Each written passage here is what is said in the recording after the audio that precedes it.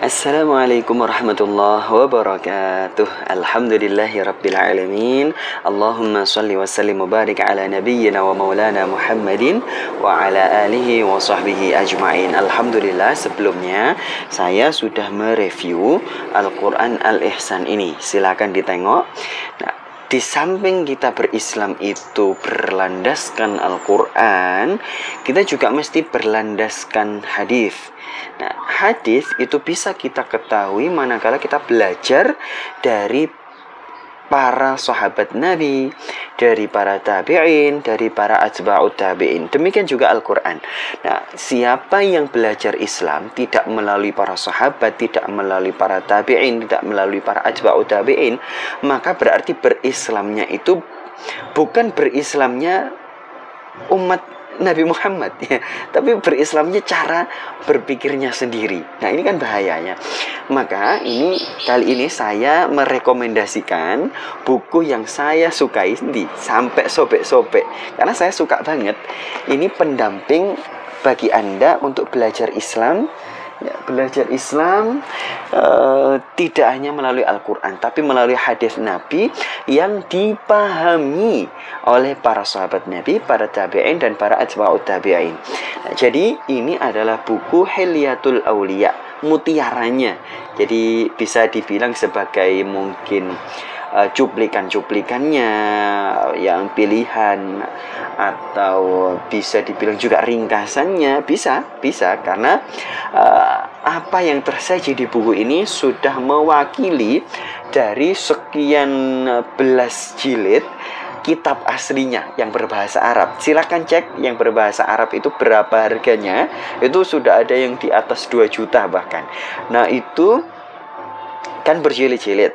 Daripada capek-capek bagi yang belum terbiasa baca teks Arab atau belum terbiasa dengan manuskrip kuno, kan bahasa Arab kuno dengan bahasa Arab sekarang sudah berbeda kan, beda cita rasanya, beda kedalaman maknanya ya. Nah, ini sangat membantu karena ini memuat 1100. Nah, coba diperhatikan, Mutiara Hilyatul Auliya ini memuat 1100 nasihat ulama salaf. Coba, kalau tidak beli buku ini ya, terus belajar Islamnya dari siapa gitu kan? Karena ini di resensinya di belakang ini dibacakan, ini saya bacakan ya. Tidak akan baik umat ini kecuali dengan apa yang membuat baik pendahulu mereka.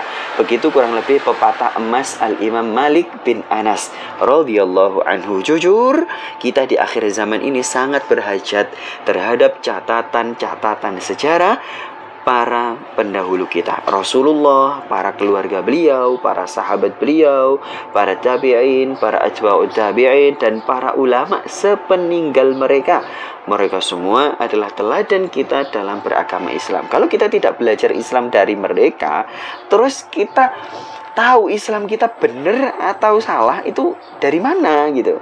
Ya kan aneh, kita mau berislam tapi Islam itu harusnya begini, padahal Islam menurut para ulama salaf nggak begitu. Lah kan bahaya itu kan. Nah, maka buku ini wajib dimiliki ya. Nanti di buku ini saya spillkan quote-quote yang saya suka banget ya. Ini misalnya, ini saya bacakan lanjutnya. Buku ini yang berisi total 1100 poin hikmah. Poin ya, bukan jumlah hikmahnya. Ini bisa dibilang subbab gitu. Ada 1100 subbab. Dalam kisah ini tak pelak berhak untuk dibaca berkali-kali. Betapa kita sering kehilangan arah karena tak punya petuah.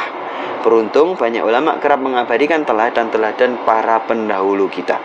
Fakta sejarah salaf kita adalah salah satu piranti vital dalam memahami Al-Quran dan As-Sunnah. Buku yang merupakan intisari dari kitab monumental karya Imam Besar Abu Nuaim Al-Asfahani, ada yang bacanya Al-Asbahani. Ini memuat ribuan mutiara hikmah dari ribuan ulama as-salafus salih. Ya, ada memang yang sempat menghitung jumlahnya 800 ulama salaf.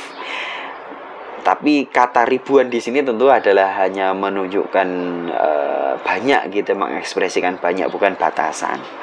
Tentang prinsip-prinsip akidah, ibadah, dan akhlak yang tersaji dalam penuturan bahasa ringkas, inspiratif. Seakan Anda menghatamkan 26 jilid tebal kitab aslinya yang sudah berbahasa Indonesia. Ya, selamat menyelami lautan hikmah. Nah, ini luar biasa. Bukunya setebal ini. Berapa ya jumlahnya? Untuk bagian isinya itu 344 halaman. Kalau bagian prelimnya itu ada sekitar 40 halaman ya. Sekitar 40 halaman di sini. Nah, ini masuk ke bagian mukadimahnya. Nah, ini nih saya spill kita poin-poin hikmah yang saya favoriti ya. Ini coba ini diperhatikan. Ini sudah saya tandai. Misalnya ini ini dia. Ini dia ya, saya tandai di sini dah.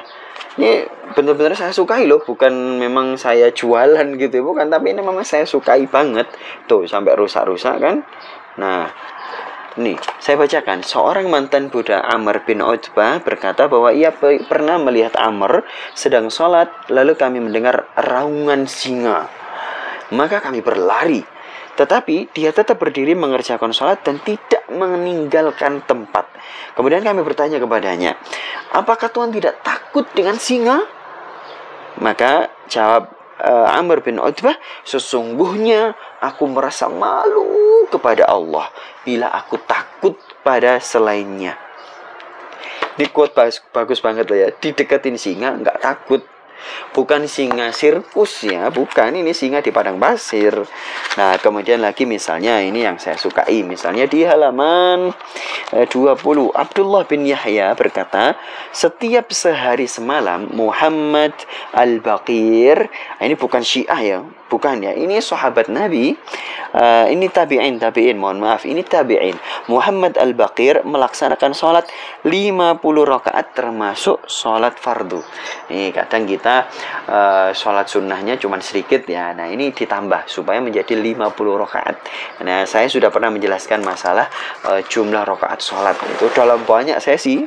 Ya, kemudian misalnya lagi yang saya sukai misalnya yang pendek-pendek saja ya, karena kalau panjang ini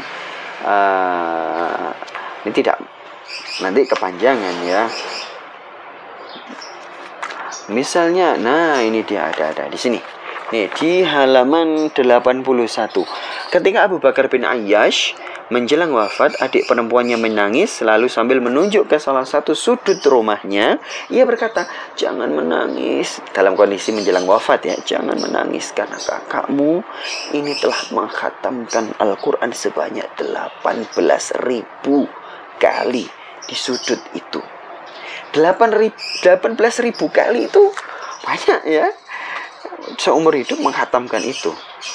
Nah, kemudian lagi misalnya ini benar-benar saya sangat suka ya. Nah, ini contoh lagi ya, di halaman 101 Abu Darda berkata, Abu Darda kita tahu ya, sahabat Nabi, sungguh aku lebih suka membaca takbir 100 kali daripada aku bersedekah 100 dinar.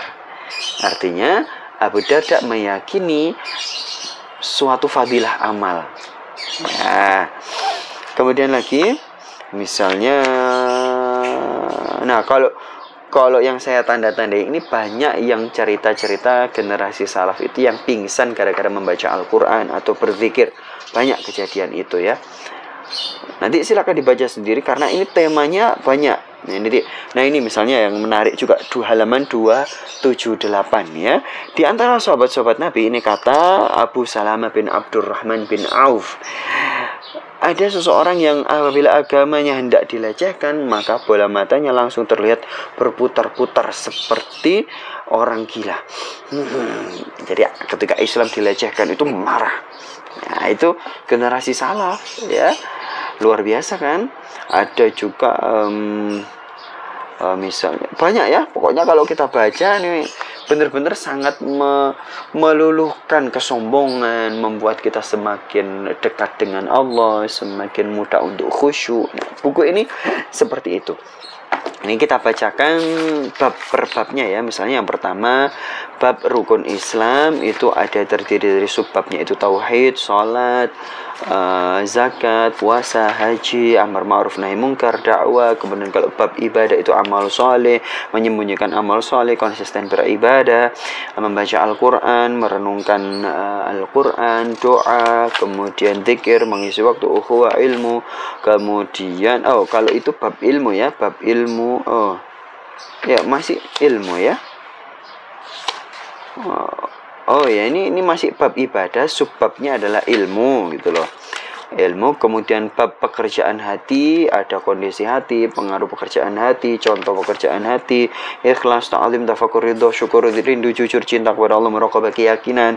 Kemudian bab pelembut hati itu dunia akhirat, zuhud, wara, takut, harap, menangis karena takut kepada Allah, mujahadah, dan banyak ya. Jadi kalau kita baca nih capek. Ya, ini intinya buku ini recommended banget, segera miliki, beli satu untuk diri sendiri, bagikan ke orang lain, belikan juga ustadz-ustadz ya. Ustadz-ustadz itu tolong dibelikan. Kenapa? Karena mohon maaf kadang mereka tidak mampu untuk membeli ya, tidak sempat membaca karena sibuk mengajar. Belikan ini biar mereka kemudian menyampaikannya kepada khalayak ramai. Itu referensinya dari kami, bahwa buku ini sangat powerful. Assalamualaikum warahmatullahi wabarakatuh.